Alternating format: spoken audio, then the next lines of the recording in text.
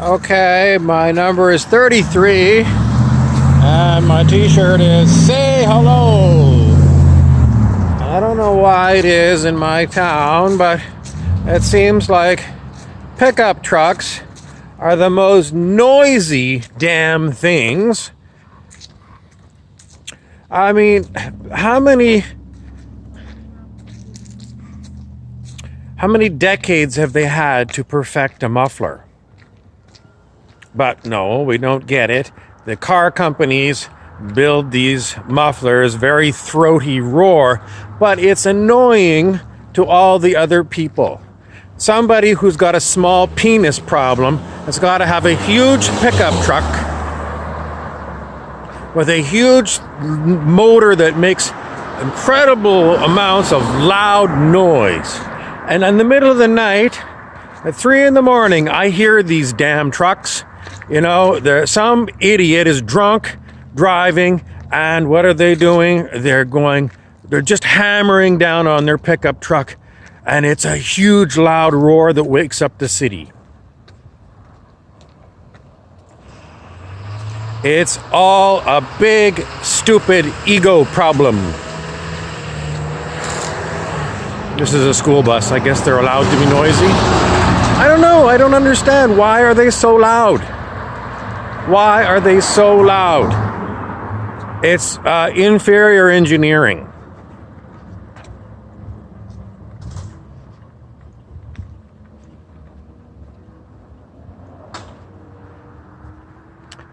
Okay, now where were we?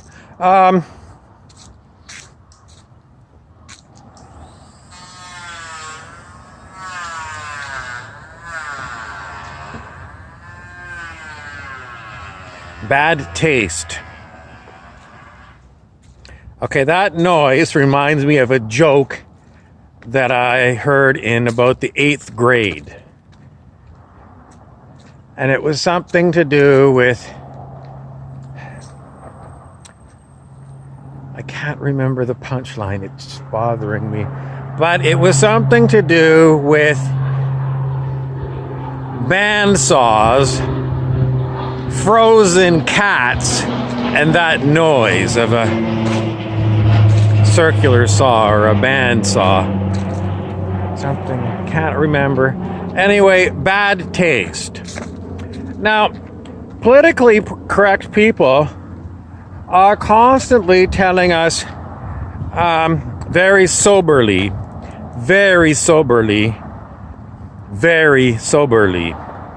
we have to get rid of our senses of humor. Especially when it is sensitive topics, which is everything human. Everything human is a sensitive topic, and the politically correct don't want us to talk about any of it.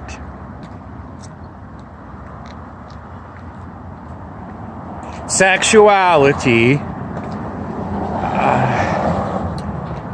Let's go with ethnic origin. Those are real big ones. Let's go, just leave it at that. But everything to do with humor, they want us to throw it away. This reminds me of what we were told in the mainstream news were the attacks in Paris, France by Islamic people who didn't like Charlie Hebdo. Because Charlie Hebdo was a satirical magazine that was poking fun at everything. And supposedly the Muslims didn't like Charlie Hebdo poking fun at the Prophet Muhammad.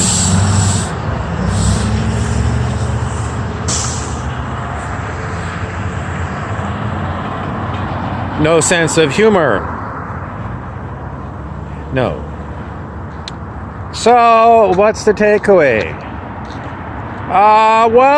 It gets really difficult because some people take lies and they deliver the lies to you with a straight face. In other words, I'm telling you a lie, but I'm going to deliver it to you like it's the truth. Nazi Germany was famous for this kind of propaganda. Blatant lies, but Joseph Goebbels, who was the minister of propaganda, said different things about propaganda. But primarily, if you tell the same lie enough times, people will believe the lie is true. And then there was Adolf Hitler, who talked about the big lie. I mean, the bigger, if you're going to do this, you might as well tell one whopper of a lie and keep telling it over and over again, and then it will become the people's truth. So, I mean, it gets to free speech. And I was reading consciousness researcher Dr. David R. Hawkins. In one of his books, he talked about the difference between free speech and discerning speech. And he basically was pointing out that discerning speech is more important than free speech. And perhaps we should be protecting the right to discerning speech rather than just a plain blanket free speech. Because everyone knows free speech gets abused by liars.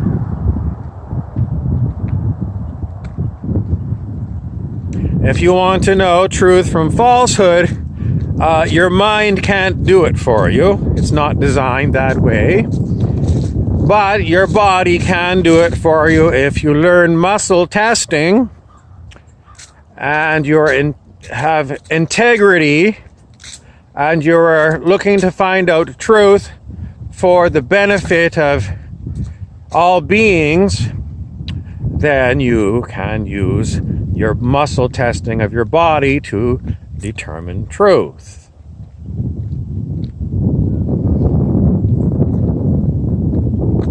Discerning speech is context and content. If I'm a person, sorry, I have to go back. Because I keep getting interrupted in my talk. People keep interrupting me and keep giving me words that I don't want to use. And then I don't use them, and then they keep throwing the words back at me. These people have been lectured many times. When I'm giving a talk, shut up. Okay, what's that got to do with discerning speech? Nothing. It's just an ongoing thing I have with certain personalities that won't let me speak without interrupting and throwing their words into my mind. You know who you are. It's none of you watching, but it's an ongoing problem I have with, let's call them spirits. Spirits that hang out with me and have been lectured time after time, shut up and go away when I'm giving a talk. And they don't, and so from time to time, I've got to remind them it is my talk. And if they want to come to the front and give a talk, they're always welcome to, but they don't. They simply want to throw words into the mix. Sometimes I do use them, but it always brings me off topic. And it's very annoying. It's just like if you are giving a speech and you got hecklers. I know comics are very good at disarming hecklers. But if you are there to hear the speaker and the whole speech gets ruined because demonstrators have come in and they don't want to hear what the speaker has to say, they basically are saying, well, whatever the speaker is saying, you shouldn't listen to it, it's a lie. So this is always the constant thing between people who want what the speaker has to say and other people who are vehemently opposed to what the speaker says, and they want to block the speaker from speaking. Free speech would say it's a conundrum because they both want to talk. Who shouts louder? Discerning speech might be, it's very difficult. I want to hear what the speaker says, and I want maybe the comments too. So do I have to listen to two things at the same time? How many options have I got?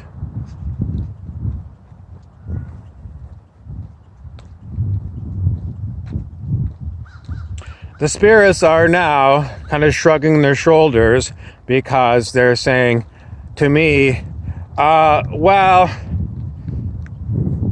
I know that we also just sometimes tell you a million stupid things that you have to do, like it's time to go to the bathroom. The spirits do that, believe it or not. They treat me like an infant.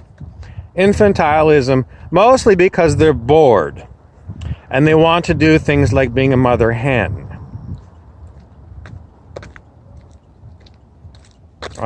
Now they're suggesting we should do a new take because this whole speech has been ruined because I've been off topic so much that we can't even remember what the speech was about. So if you are interested in learning of anything from me, I'm going to tell you I am always present with other spirits, non-physical spirits, but they keep yipping and yapping, and they don't ever seem to be able to keep me on topic. They're always trying to throw in their 2 cents because they don't have quiet minds. They've got very loud egos. Now they're saying we can't have egos because ego is something to do with a physical body, because that's what I said in my earlier lecture. Ego has roots in physical bodies, separation from others. And once the spirits are freed from their physical body and they become personalities in the mind, they still act like they are separate. And their opinion matters. And they want to express their opinion. And they don't want to express their opinion until that moment when I'm speaking. And instead of putting up their hand and going, teacher, teacher, teacher, I got a question. Or maybe the teacher says, jot down what your questions are, and at the end of the talk, you can raise your hand and ask your question.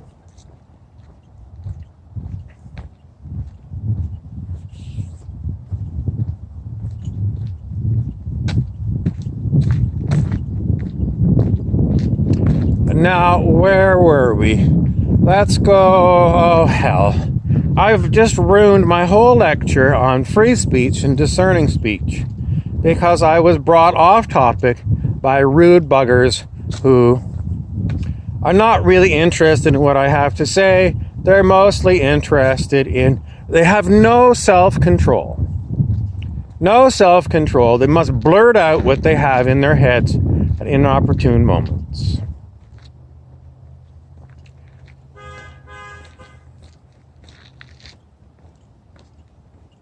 What are you going to do about it is what they always say. Well, I talk about it, and I talk about it, but I haven't figured out how to remove these spirits from interfering with me.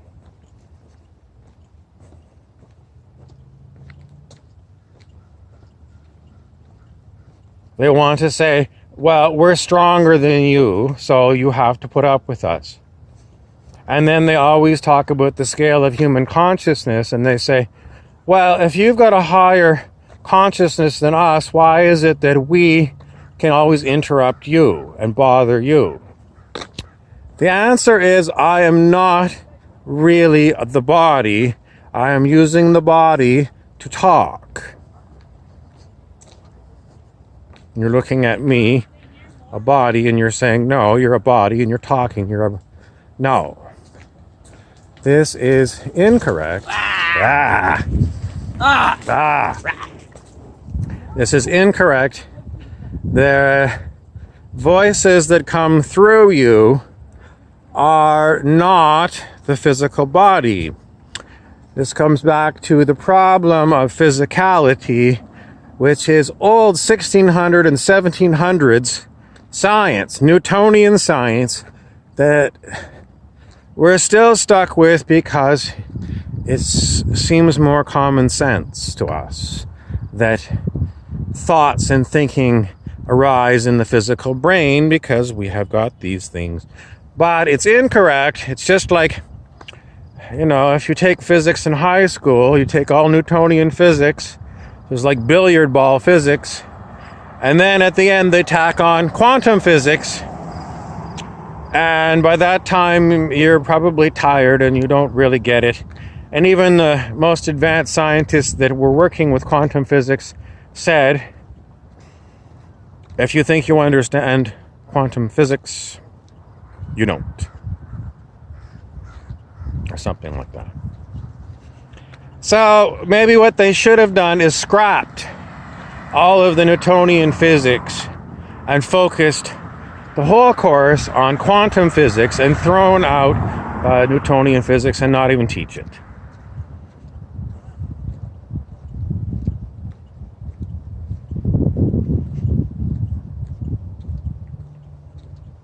Because Newtonian physics is what we have day to day all the time. And the problem with it is it basically leads us to lies. That is, that consciousness arises in the physical brain. There is no physical brain, it's just an illusion, someone might say.